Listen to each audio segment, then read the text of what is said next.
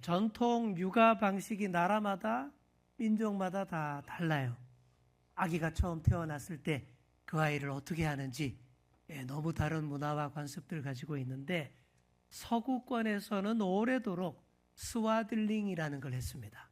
스와들링 들어보신 분들 계실지 모르겠는데 이렇게 아기를 감싸는 건데 지금처럼 편안하게 살짝만 이렇게 감아주면 부드럽게 감싸주면 좋은데 옛날에 중세시대 아기들을 그렇게 했다고 합니다. 차렷 자세로 꽁꽁 묶었어요. 얼굴만 나오게 해놓고 미라처럼 칭칭 동여매서 천장이나 기둥에 매달아 두고 키웠다고 합니다. 유아기 동안. 심각한 유아 인권 탄압인데 서구인들은 그래야 직립보행하는 바른 인간이 된다라고 생각했던 것이죠. 어떻게 되겠습니까? 아기가 꼼짝 못하고 매달려서 천장만 바라보는 거예요. 울고불고 싸붙이고 그랬는데 3일마다 한 번씩 풀러서 씻기고 다시 또 꽁꽁 묶어서 매달아두는 기간을 유아기 동안 한동안 그렇게 오래 했다. 17세기까지도 서구에서는 그렇게 유아를 키웠다라고 합니다. 충격적이죠. 그렇게 서구인들이 아기 때부터 구속받고 따뜻한 어머니 품도 모르고 모성애의 영향을 덜 받고 자라서 다른 사람에 대한 따뜻함이 부족하고 그래서 서구인들이 남의 나라를 많이 침략하고 식민지 지배를 많이 했던 것이 아니냐라고 심리학자들이 분석하기도 합니다. 자, 반대로 동남아와 아프리카는 어떻게 키웠을까요?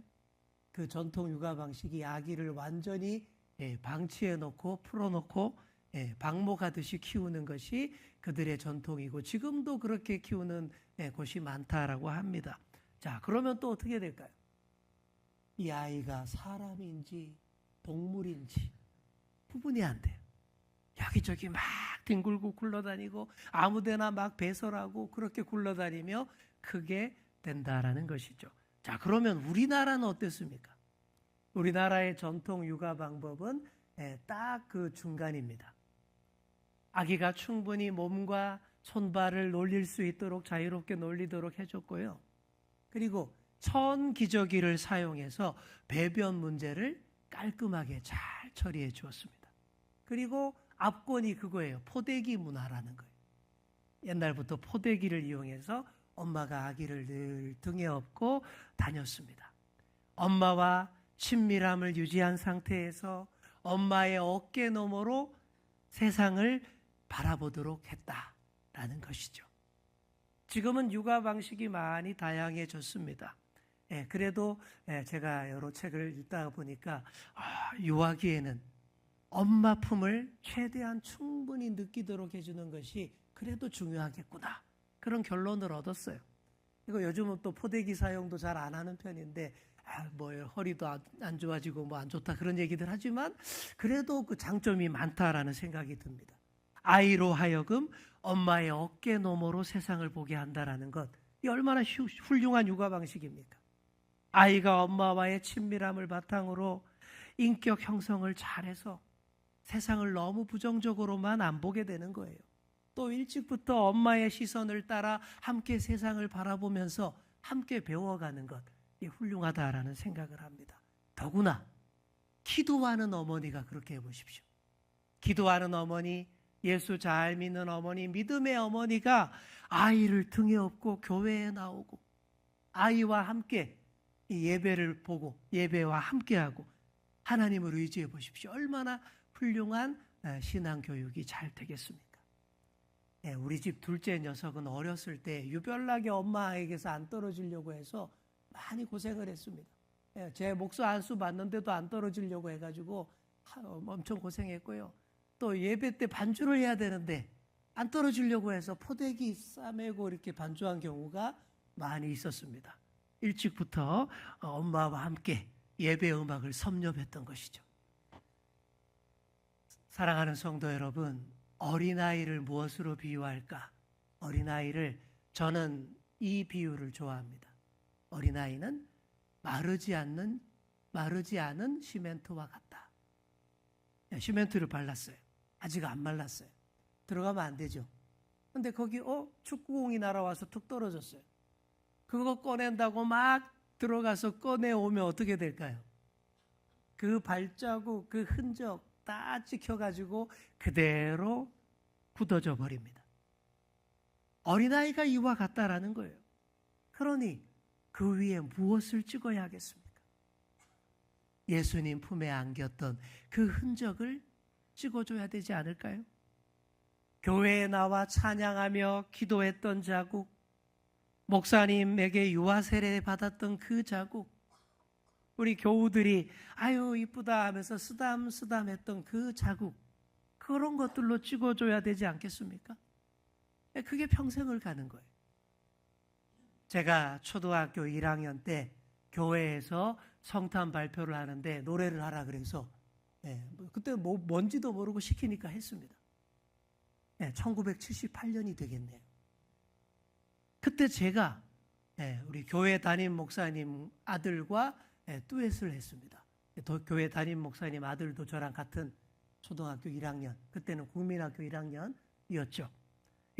그때 함께 불렀던 노래가 지금도 기억이 나요. 이 설교 준비하면서 갑자기 막 생각이 나서 떠올려 보니까 그대로 생각이 나요. 이런 노래입니다. 밤하늘에 작은 별이 반짝반짝, 셀 수 없이 많은 별이 반짝반짝, 여기서도 반짝 저기서도 반짝, 밤하늘에 작은 별이 반짝반짝. 이런 노래. 네, 2절도 있는데 2절은 정확하게 기억이 안 나요. 뭐 박사들이 터벅터벅 뭐 이런 가사였던 것 같은데 거기까지는 기억 안 나요. 그래도 대단하지 않습니까? 47년 전에 47세의 꼬맹이가 몇 번 불렀던 노래를 그대로 기억난다라는 것. 이게 어떻게 가능할까요? 그때 제가 어린아이였기 때문입니다. 어른일 때 그 노래 했으면 벌써 다 까먹었을 텐데 어린이니까 그게 돼요. 마르지 않은 시멘트에다가 콕콕콕 찍어놨기 때문에 이게 되는 거예요. 그러니 어른 된 우리가 자녀에게 다음 세대를 위해 반드시 해줄 일이 이것입니다. 마르지 않은 시멘트에 가장 좋은 것으로 아름답게 찍어주어야 합니다. 그게 우리가 할 일이에요.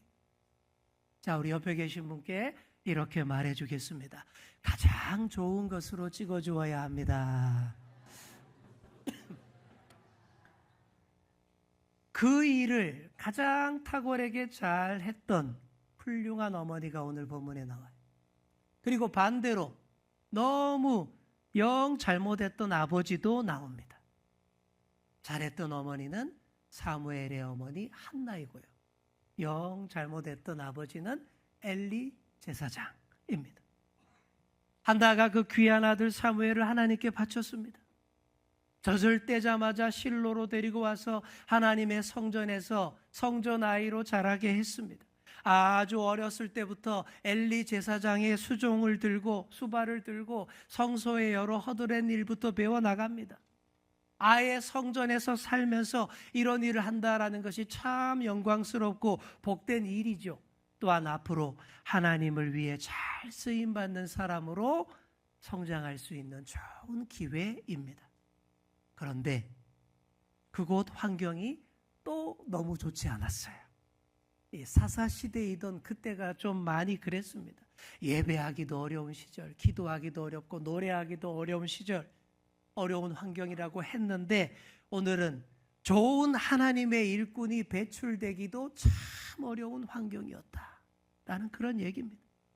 실로의 성소에서도 부정부패가 만연했습니다. 가장 큰 문제는 제사장들이 영적으로 어두웠다라는 거예요. 특히 그 성소 안의 제사장 중에서도 엘리의 두 아들 홈리와 비느하스가 가장 큰 문제였습니다. 자, 우리 12절 말씀 화면으로 한번 보시기 바랍니다. 자, 뭐라고 돼 있어요? 엘리의 아들들은 행실이 나빠 여호와를 알지 못하더라. 아니, 이게 도대체 뭔 소리입니까? 제사장이 여호와를 알지 못한대요. 이게 엄청 모순된 말이 안 되는 표현 아닙니까? 분명히 제사장 집안에서 태어나고 성소에서 자라난 젊은이들입니다. 종교적인 것들에 대해서 빠삭한 젊은이들이에요. 그런데 인격적으로 하나님을 만나지 못한 자들입니다. 진심으로 하나님의 말씀을 들으려고도 알려고도 하지 않은 채 몸만 성장한 사람들이에요. 그런데도 제사장 집안에서 자랐다고 그냥 기계적으로 제사장직을 세습을 한 겁니다. 그래서 제사장인데 하나님을 알지 못하는 제사장이라는 말이 안 되는 표현이 나온 거예요. 겉모양만, 무늬만 제사장이었지 그 속사람은 전혀 제사장이 아닌 자들, 실제로는 하나님을 믿지 않는 자들이었다라는 것입니다. 속사람의 변화가 없으면 아무리 제사장 옷 입고 거룩한 척 종교 행위를 연기해도 안 됩니다. 목회자나 중직자의 집안에서 자라난 사람이 교회에 대해 너무 잘 알면서도 신앙이 안 깊어지는 경우들 우리가 많이 보고 있잖아요. 교회에 대해 너무 잘 알다 보니까 오히려 교회에 대해 삐딱하게 보고 몰래 죄를 짓는 이중생활하는 경우도 많이 있습니다. 엘리의 두 아들이 바로 그런 자들이었어요. 하나님을 인격적으로 못 만나서 전혀 믿음도 없는데 직업적으로만 제사장 노릇 하고 있는 거예요. 그래서 하나님을 두려워할 줄 모릅니다. 하나님의 집 성소를 온통 더럽히고 있었습니다. 그 못된 행실 중에 하나가 하나님께 바치는 제물을 가지고 장난질을 한 거예요. 사람들이 하나님께 바치기 위해서 제물로 바칠 짐승을 가지고 오죠. 도살하고 그 고기 중에 일부를 제사장이 받아서 생활 수단으로 삼는 것이 이 하나님이 허락하신 제도이며 전통입니다. 그러나 그 제도와 전통을 완전히 남용합니다. 제사장의 몫은 뭐다라고 율법으로 분명히 딱 정해져 놨는데 엘리의 아들들은 이렇게 했습니다. 제물을 삶고 있는 큰 솥에다 새 살 갈고리, 큰 포크를 생각하시면 돼요. 쇠스랑 가지고 와서 막 쿡쿡 찔러요. 그래서 거기에 찍혀서 나오는 그 부위들, 야, 요거 내 거다. 다 차지했다라는 거예요. 그 새 살 갈고리가 바로 그들의 인격을 상징하는 거예요. 무지막지하고 자기 마음 멋대로인 것이죠. 또 제물을 불로 태우기도 전에, 그러니까 하나님께 드리기도 전에 가로챘습니다. 삶거나 기름을 태우기 전에 가장 고급지고 좋은 부위를 차지하려고 사람을 보내서 날고기를 내놓아라, 그렇게 요구를 했던 거죠. 희생 제사를 위탁한 사람이 아유 그러면 안 돼요. 하나님께 먼저 드리고 기름을 태운 다음에 가져가세요 라고 말하면 이랬습니다. 자, 16절 보십시오. 16절에 끝부분에 뭐라고 되어 있어요? 지금 내게 내라. 그렇지 아니하면 내가 억지로 빼앗으리라. 이게 뭔 말이에요? 너 맞고 내놓을래? 그냥 내놓을래? 이 얘기입니다, 여러분. 여러분, 이게 제사장의 언어 맞습니까? 이건 제사장의 언어가 아니죠. 그럼 무슨 언어예요? 조폭 언어입니다. 깡패 언어예요. 가장 거룩해야 할 제사장이 완전 조폭입니다. 가장 거룩하고 신성해야 할 종교를 자기네 마음대로 다 해먹고 갑질할 수 있는 기회로 여겼던 것이죠. 지금도 이런 조폭 같은 제사장들이 종종 보여서 참으로 마음이 참담합니다. 조폭의 언어로 선량한 성도들을 겁박하고 잘못된 길로 인도하는 그런 조폭 제사장, 여러분 잘 분별하시고요, 잘 가리시고 주의하시기 바랍니다. 이런 엘리의 두 아들과 완전 비교되는 사람이 누굴까요? 우리의 사무엘입니다. 깡패 제사장들이 성소에서 지멋대로 굴고 있을 때 우리의 사무엘은 반듯하게 잘 크고 있습니다. 이 둘을 잘 비교해서 읽으라는 뜻에서 오늘 본문이 이렇게 병행하고 나란히 이렇게 전개가 되는 거예요. 아주 대조적으로 전개되는 거예요. 사무엘이 이런 환경에서도 이렇게 반듯하게 잘 클 수 있었던 이유가 뭘까요? 그건 바로 어머니 한나의 뒷바라지 때문입니다. 어머니 한나가 확실하게 뒷바라지를 했어요. 그런데 그 뒷바라지가 뭐 조기교육, 사교육 뭐 이런 거 아닙니다. 오늘 본문에 딱 한 가지로만 나옵니다. 그건 바로 작은 겉옷, 세마포 에봇입니다.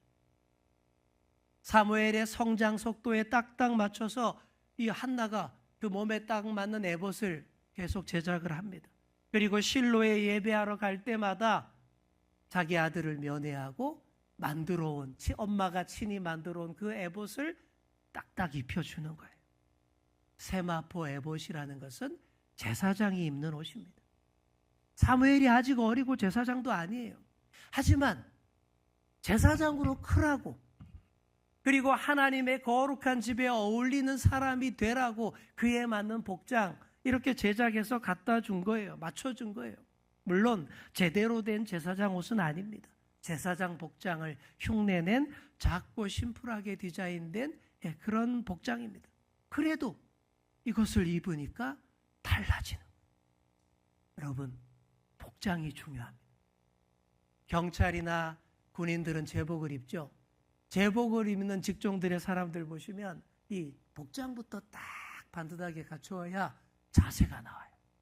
그리고 자세가 바로 돼야 업무 처리도 정말 그럴듯하게 잘합니다. 후줄근하면 일도 제대로 못해요. 2차 세계대전 때 조지 패튼 장군이 그런 것부터 했다고 합니다. 자기 전차 부대 부하들 전원에게 복장부터, 군복부터 반듯하게 잘 차려 입으라. 그리고 저녁마다 군화 매일 반짝반짝 닦아 놓으라. 검열해서 뭐 더러우면 막 얼차려주고 막 그랬어요. 심지어 찝차 바퀴도 구두약을 발라서 까맣게 반짝반짝하게 만들어 놓으라고 지시를 했답니다. 좀 힘들겠죠, 그죠? 그러면 저도 군복무할 때 왜 누가 이런 쓸데없는 짓을 맨날 시작했냐, 투덜투덜 됐는데 그게 바로 조지 패튼 장군이라는 거예요. 그렇게 반짝반짝하게 해놓고 나니까 부대원들이 폼이 막 나더래요. 그리고 어깨도 막 올라가더래요. 그리고 멋지더래요. 자긍심이 강해져서 실제 전투에 나갔는데도 기가 막히게 잘 싸우더랍니다. 그렇게 독일군 전차 부대를 싹 쓸어버린 것이 그 유명한 패튼 대전차군단 이라는, 여러분 들어보셨죠? 그런 얘기입니다. 작은 세마포 에봇은 사무엘에게 어떤 의미가 있을까요? 어린 사무엘이 이 옷을 입을 때마다 어머니의 사랑과 기대를 느낍니다. 이 옷만 입으면 먼저 어머님 생각이 먼저 왜 안 났겠습니까? 그 옷만 입으면 어머니의 기도가 생각나요. 그래서 기도와 기대에 부응하는 사람이 되고자 최선을 다해 성전에서 잘 섬깁니다. 그리고 이 작은 에봇은 어린 사무엘이 미리부터 입고 배우는 제사장의 삶입니다. 미리부터 입고 배우는 제사장의 삶. 그 제사장 에봇을 입을 때마다 자기 정체성을 바르게 세워나갑니다. 절대 그 옆에 있던 조폭 형님들처럼 안 되는 거예요. 그러니 우리가 자녀에게 잘 입혀주어야 합니다. 자, 우리 옆에 계신 분께 이렇게 말해주겠습니다. 제사장 옷 잘 입혀줍시다. 한나의 뒷바라지가 그거예요. 한나가 이렇게 아들 뒷바라지를 열심히 잘했습니다.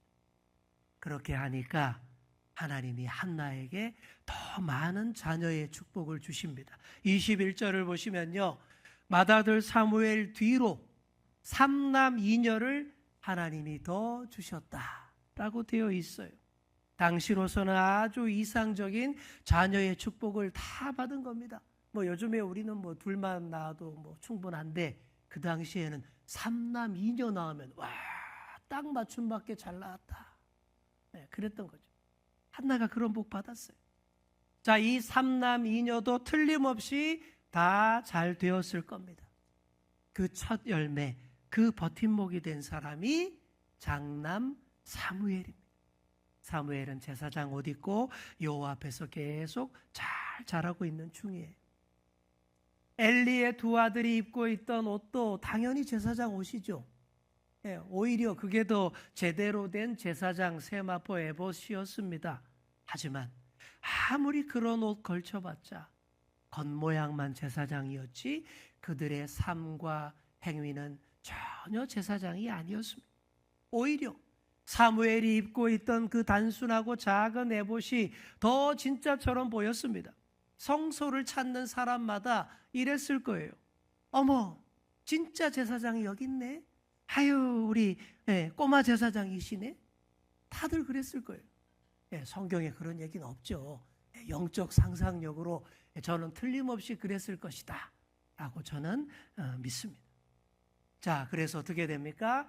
우리 26절 말씀 화면 보시면서 다 함께 읽겠습니다. 시작. 아이 사무엘이 점점 자라매 여호와와 사람들에게 은총을 더욱 받더라. 아멘. 점점 자라매 누구에게? 여호와 하나님께, 또 사람들에게. 뭘요? 은총을 어떻게 받습니까? 더욱 받더라. 대충 받는 거 아니에요. 더욱 받습니다. 이게 무슨 얘기입니까? 신체만 커진다고 성장이 아니다라는 거예요. 사무엘은 키가 자라면서 하나님의 은혜, 은총도 더 자라고 또 다른 사람들에게도 더 인정받고 존귀 여김받는 사람으로 성장했다라는 거예요. 인간적인 관계와 하나님과의 관계 모두가 자라고 동반 성장해야 참된 성숙이고 성장입니다. 여러분의 자녀들과 여러분의 손주들이 모두 이 말씀처럼 다 되기를 축복합니다. 옆에 계신 분께 이렇게 말해 줍시다. 은총을 더욱 받는 자녀 되게 합시다. 아멘. 덩치만 커지는 성장을 한 사람들이 엘리의 두 아들입니다. 홈니와 비느하스. 그 정신과 영혼은 형편없는데 몸만 자라니 어떻게 될까요?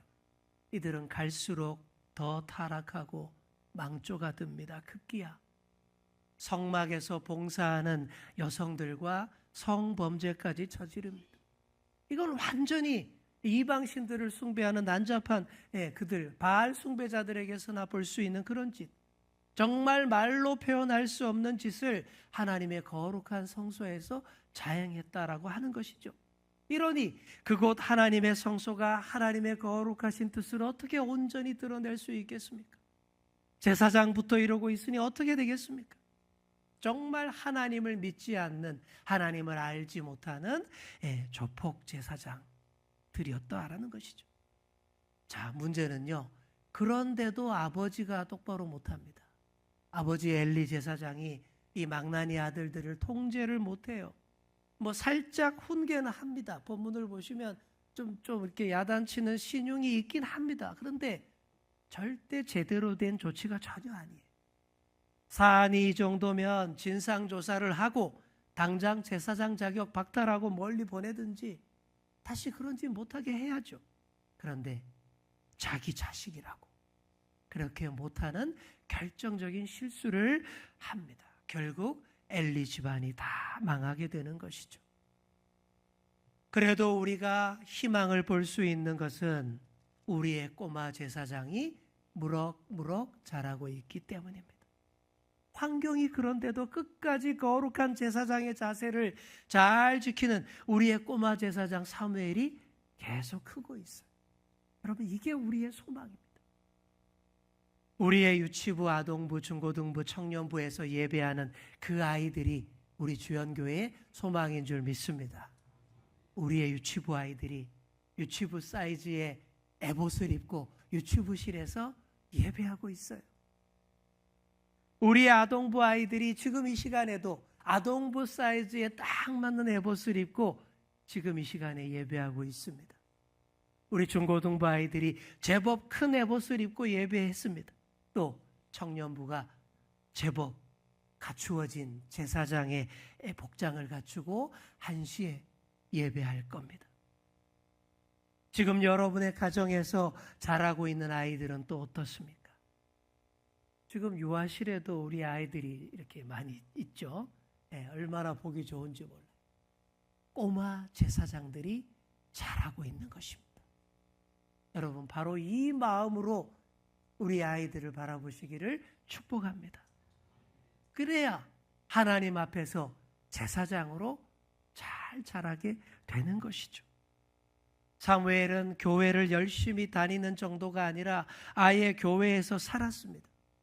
교회 가면 늘 볼 수 있는 아이가 사무엘이에요. 우리 주연교회 아이들이 저는 다 그랬으면 좋겠습니다. 늘 교회에 있는 아이, 교회 가면 볼 수 있는 아이, 이야말로 하나님 앞에서 제사장으로 자라나는 아이 아니겠습니까? 모두가 성직자, 목회자가 되란 그런 얘기가 아니에요.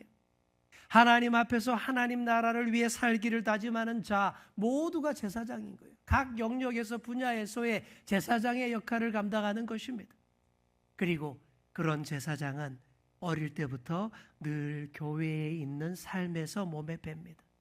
어릴 때부터 입혀준 작은 세마포 에봇에서부터 몸에 뻵니다. 여러분, 우리가 할 일이 바로 그것입니다. 자녀에게, 우리의 손주에게, 우리 교회 학교 아이들, 다음 세대 아이들에게 반드시 세마포 에봇 꼭 입혀서 교회에 있게 해줘야 돼요. 이보다 더 중요한 일이 없습니다.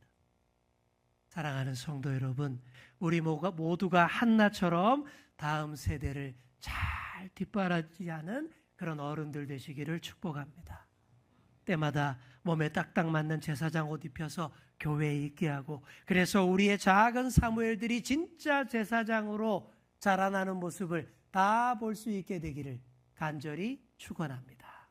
기도하겠습니다.